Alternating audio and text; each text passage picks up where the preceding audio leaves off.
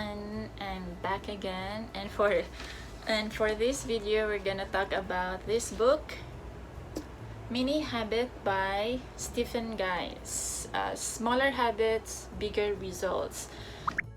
So what's the idea of mini habit? Mini habit is to reduce the need for willpower and motivation by creating a starter mini habit that is so easy, it's harder to not do it than to do it. First, let me tell you the story of the author, Stephen Guise. So in his book, he mentioned one day daw, he wants to exercise on a daily basis within like 30 minutes a day. Nagkadugay siya og buhat ani the more he built a resistance toward the activity. So instead of doing 30 minutes, dili siya kaabot, it's very difficult for him to finish that period of time doing exercise. Instead of having 30-minute exercise a day, his goal became 1 push-up a day. It sounds stupid small, yes, but according to him, once he started doing the 1 push-up a day, he is more motivated to do it.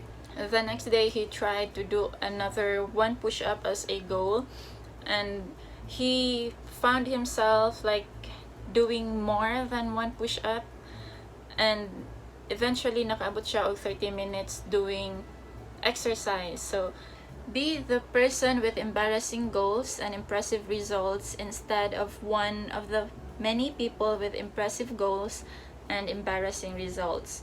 At first, he made a 30-minute exercise goal, but it didn't work out for him. Reversing the situation, he made an embarrassing goal. He decided to set an embarrassing goal. Iyahang na-achieve ang iyahang results. There are three hidden power of the mini habit. One is post-movement motivation. It's the motivation found after doing the goal of mini habit. I think you guys experienced this when kanang manglimpyo mo o kanang inyuhang study table, and then pagkahuman niyo limpyo sa inyuhang table, ganahan na sad mo manilihig and then continuous na dayon ang chores. So that's the post movement motivation. According sa book, this post movement motivation has 2 parts. One is ego. So for mini habit, the goal is to make the habit so small nga you'll be ashamed of not doing it. So for the author's example, iyahang self, 1 push-up. So I mean, it's just 1 push-up. So if dili niya buhaton, iyahang ego maigo kay marag tapulanan nimo 1 push-up, ya di pa jud nimo mabuhat. So iyahang gibuhat ang 1 push-up. Here comes the second part, which is physics. Newton's law of motion states that objects in motion remain in motion unless acted upon by another force. So after he did the 1 push-up, he is on the state of motion sa pag-exercise, and then eventually, according to the law of Tito Newton, once in motion, it's difficult to stop. So small step plus desired behavior equals higher probability of further steps. The second power of mini habit is small actions strengthen self-belief. Again, going back ang guys, naka-mindset magud sa iya is only 1 push-up, diba? And then if he did 2, 3, 4, 5, and then mas ma-empower siya, he would think nga, oh, I can do more than 1 push-up. So at the end, he tends to do more. Small actions open the door to bigger changes because small actions reduce fear and strengthens one's belief to oneself. The more nimo buhaton ng mga mini habits, the more ka consistent, the more nimo siya ma-inculcate sa imuhang lifestyle. So if when any small behavior becomes a habit, it matters because small things compounded becomes big, and it affects the person doing it. The third power is less effort, same result. So it takes work to build a habit. Depends on the habit of a person, but once ingrained, it becomes automatic and effortless. In fact, it becomes hard not to act on it.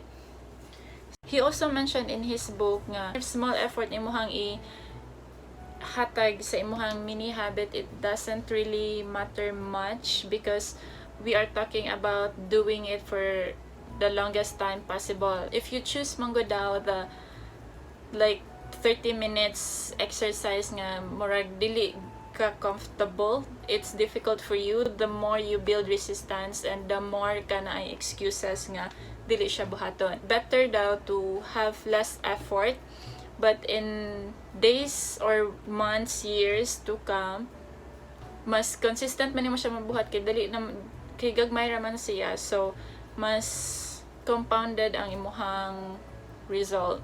So again, for the 3 hidden power of mini habit, first is the post movement motivation, wherein kung masugdan lisod na ihunong, once tasted always wanted. And then second is small action strengthens self-belief. Maski og gagmay ra imuhang buhaton, but the more nimo sila ma-accomplish, mas mo taas imuhang self-confidence, and then you tend to do more.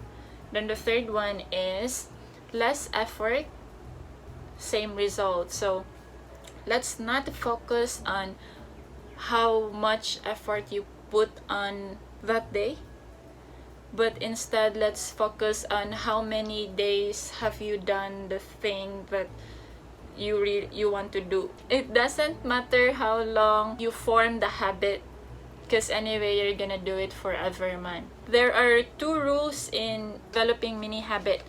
One is it has to be stupid small. It has to be stupid small nga mauwaw ka nga dili siya buhaton. Like if you want to do journaling, instead of writing 1 page at the end of the day, write 1 word. So once you start writing manggod, high chance you will continue to write. Second is be happy with the minimum. So there will be days where you really don't feel like doing anything, maski pa og 1 push-up ra na, you just do the 1 push-up or 1 word or 1 photo or 1 second film. Be happy about it.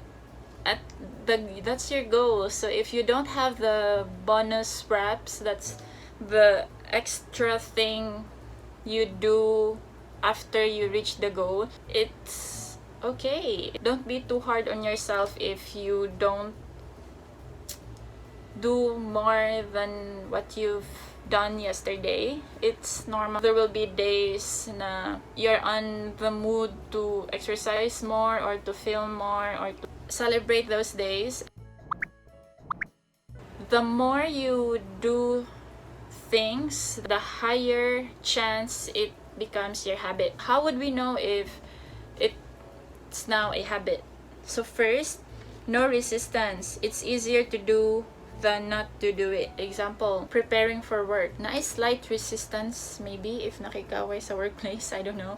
But even if you don't feel like going to work, but once you see nga hapit na ka malate, then eventually dire-diretso na imong preparation, then you go to work. Second, identity. You identify with it. It becomes part of your identity. Third is mindless action. You do the action without making an executive decision. Example, maligo. Dire-diretso naman na siya. It's not something that you negotiate nga maligo. I'm not sure with you though. Another sign is you don't worry about it. You know you'll do it unless there's an emergency. Example, mukaon. Normalization. It's non-emotional. Hindi ko magkaon, mag-toothbrush. No emotion. Not unless you play a good song and then you'll be happy brushing your teeth.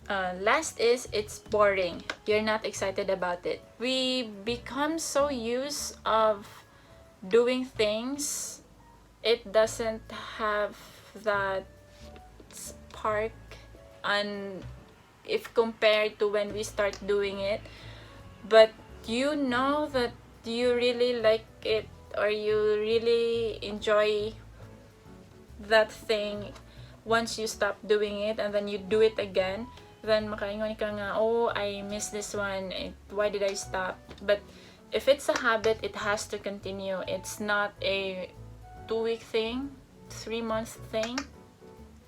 It's as long as you can sustain. So when you know you have a good habit is when you continue doing it. Habit stops if you stop doing it. Okay, so go out there, choose whatever stupid small goal you can choose. So that's about it for our mini talk about mini habits. Hope you learned something, and hope if you have one stupid goal or a mini habit you want to improve or develop, just comment down below, and I'll see you on the next one. Bye.